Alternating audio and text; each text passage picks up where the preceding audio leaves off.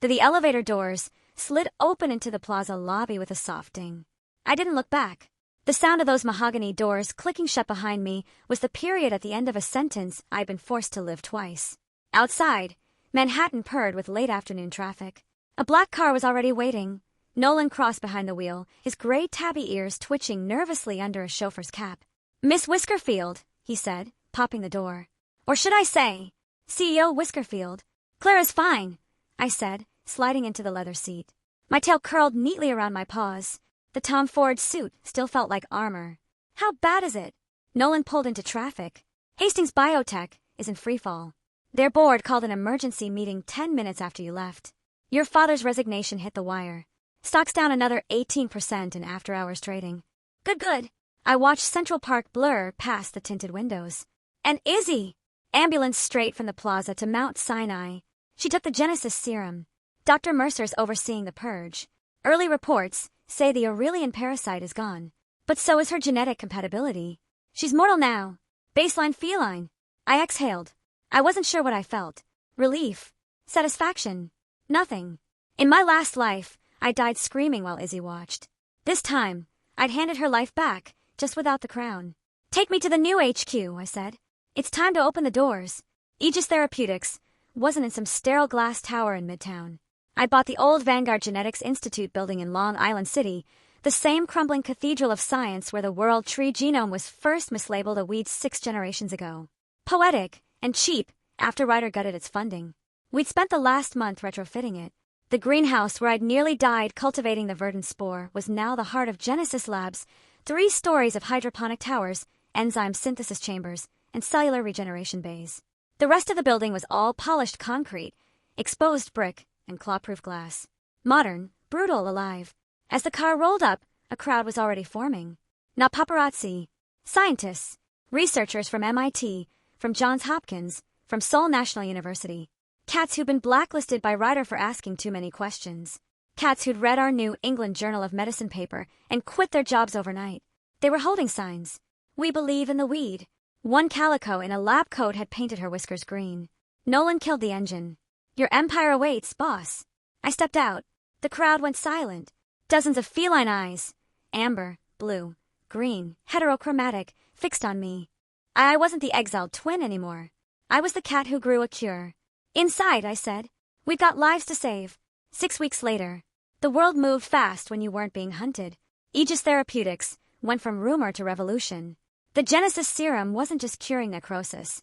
We were regrowing corneal tissue for blind kittens, reversing feline hypertrophic cardiomyopathy, restoring nerve function in cats hit by cars.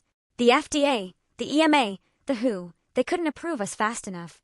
Every regulatory body wanted to be the one that discovered the World Tree. I didn't give interviews. Nolan handled the press. He was good at it. Disheveled, brilliant, with a stammer that made him seem harmless. He called me the gardener in every article. "She's not a CEO, he'd tell Forbes. "She's a cultivator. She grows solutions." It stuck. Stock ticker, GRDR. My office was on the top floor, overlooking the East River. All glass, all sunlight. My desk was a slab of reclaimed wood from the old Vanguard greenhouse. Behind me, floor-to-ceiling shelves held not books, but living specimens. Orchids, bonsai, and one small sealed terrarium. Inside it, a single black root floated in murky green liquid. The original verdant spore. The mother plant. I touched the glass every morning. It was warm, alive. Nolan knocked, then pushed in without waiting. He never waited. "We've got a problem." "What kind?" I didn't look up from the trial data on my tablet. Phase 3 results for spinal regeneration. 94% success rate. The Izzy kind. Now I looked up. He dropped a tablet on my desk. The screen showed CatTube. A live stream. 2.3 million viewers. Izzy. She was thin. Her once lustrous golden fur was dull, patchy. The necrotic veins were gone, but so was her glow. She wore a simple gray sweater, no makeup. She looked mortal. And she was crying. "I know what you all think of me," she said, voice raw. The spoiled heiress. The golden pelt. I was her. But I was also dying. The Aurelian genome was killing me, and I didn't know. My sister saved my life. The comments were a flood. "Queen Izzy. Redemption arc. She's so brave. She's been doing this for 3 weeks," Nolan said. "Daily streams. Life after the golden pelt. Talks about her recovery, her guilt, how the parasite made her cruel. She's painting herself as a survivor. A victim. She was a victim, I said quietly. The Aurelian genome did make her cruel. It amplifies aggression, dominance. It's in the Vanguard files. Sure. But she's not mentioning the part where she conspired to murder you in your last life. She doesn't know about that. No, Nolan agreed. But she is mentioning you. Constantly. Calling you her savior. Begging for a chance to make amends. Her followers are starting to ask why you won't see her. I tapped my claws on the desk. And Cat Cosmo wants to do a cover.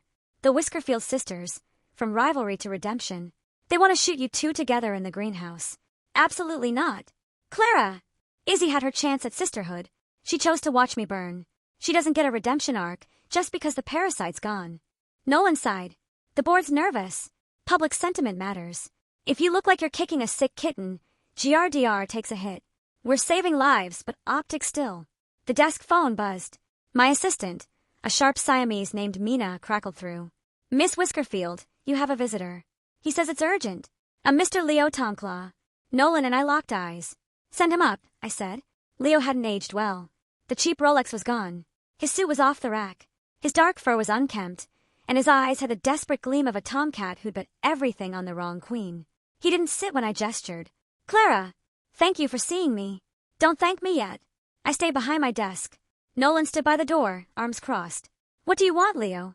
To apologize. He dropped to his knees. Again. Some cats never learn. I was weak. Izzy, the golden pelt, it did something to her.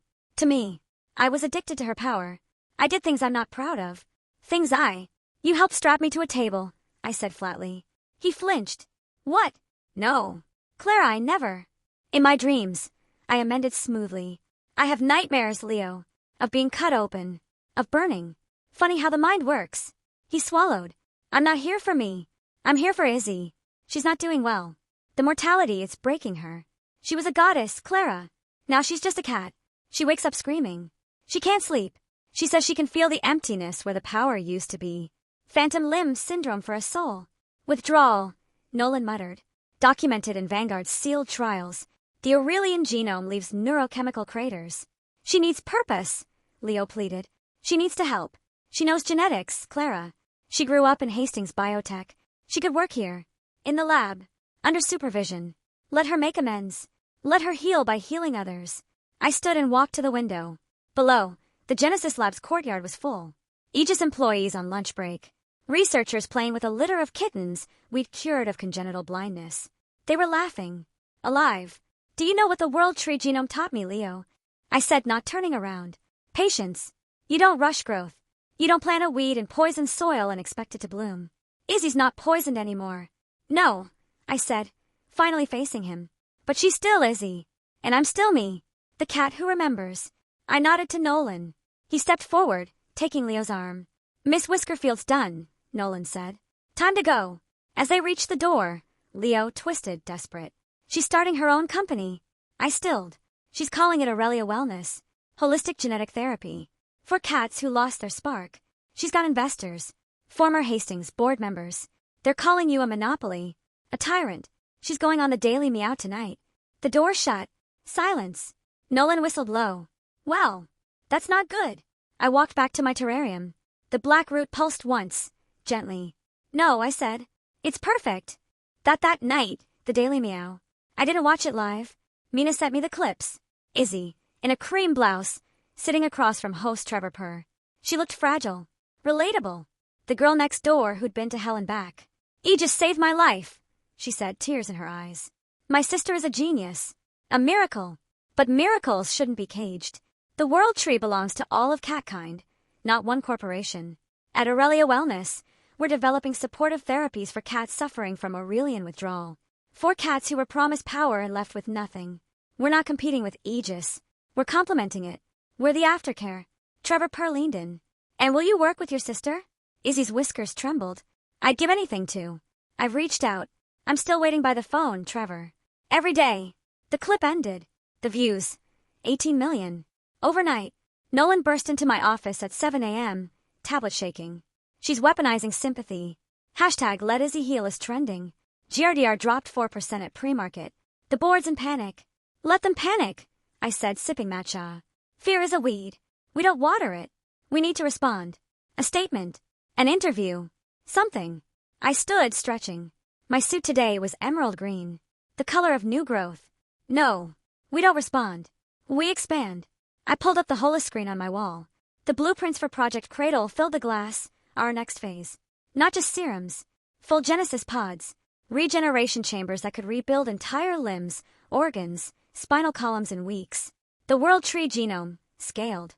We announced Project Cradle today, I said. Free clinics in 12 cities. Any cat, any background, any income. No patents, no paywalls. The World Tree doesn't belong in a boardroom. Izzy's right about that. It belongs in the soil. Nolan stared. Clara, that's billions. The board will riot. The board doesn't own the root, I said, touching the terrarium. I do.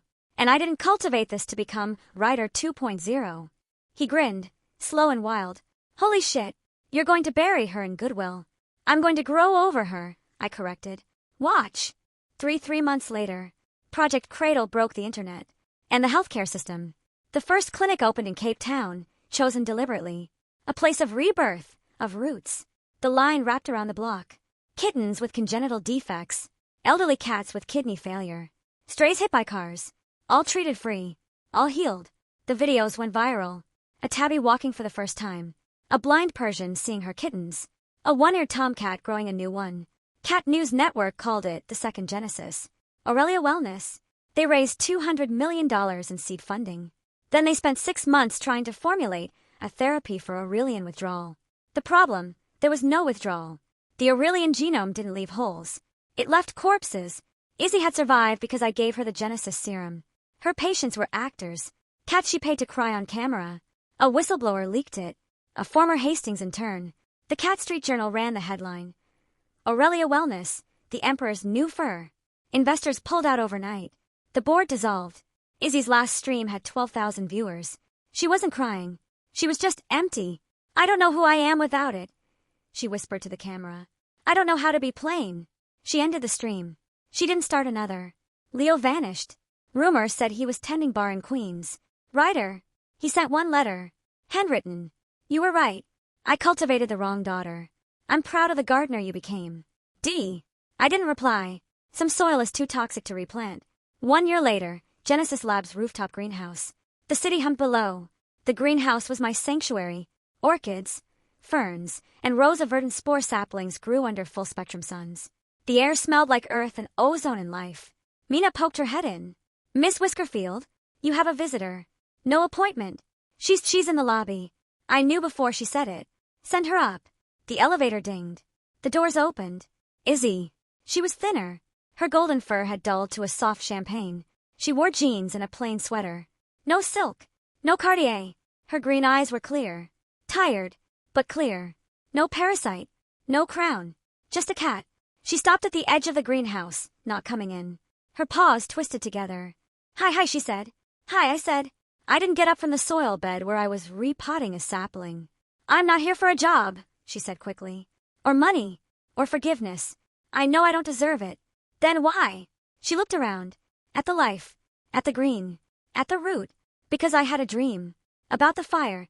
But it wasn't you burning, Clara. It was me. And you pulled me out. I set the trowel down. I'm not a geneticist anymore, she continued. I'm not anything. I tried to be a CEO. I tried to be a victim. I tried to be a martyr. None of it fit. I'm just empty. And I thought, maybe empty is a place to plant something new. She took a shaky breath. I'm applying to veterinary school. Upstate. I got in. I start next month. I want to help cats the slow way. With bandages and shots in time. Not miracles.